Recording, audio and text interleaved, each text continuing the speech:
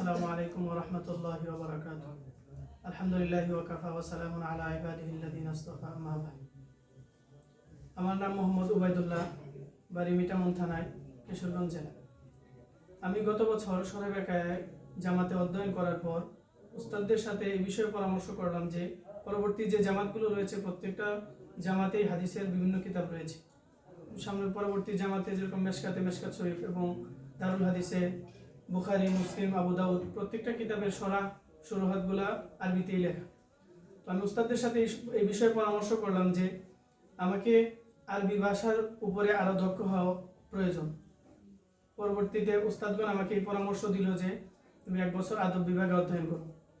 অতঃপর আমি মাদ্রাসা খালিদ বিন ওয়ালিদ রাদিয়াল্লাহু আনহু এর আওতাধীন পরিচালিত আদব বিভাগে ভর্তি হলাম এবং সেখানে যথানিয়মে 1 বছর অধ্যয়ন করার পর যে প্রত্যাশা নিয়ে আমি এখানে ভর্তি হয়েছিলাম, তথা আরবি এবারত নির্ভুলে পড়তে পারা এবং রুজনান ছালিকা, বিভিন্ন বিষয়ে মাকালা লেখা এবং আরবিতে কথোপকথন ইত্যাদি যেই বিষয়গুলো নিয়ে আমি এখানে ভর্তি হয়েছিলাম, আলহামদুলিল্লাহ প্রত্যেকটি বিষয় যথাযথই পূরণ হয়েছে।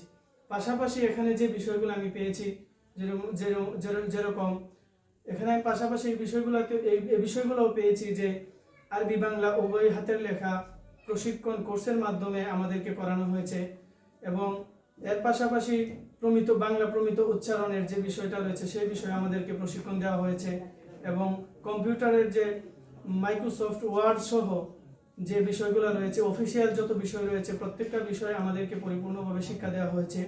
আমাদের এই উদ্দেশ্য লক্ষ্য পূরণে যে সকল উস্তাদগণ অক্লান্ত পরিশ্রম করেছেন, আল্লাহ তাদেরকে জাযায়ে খায়ের দান করুন।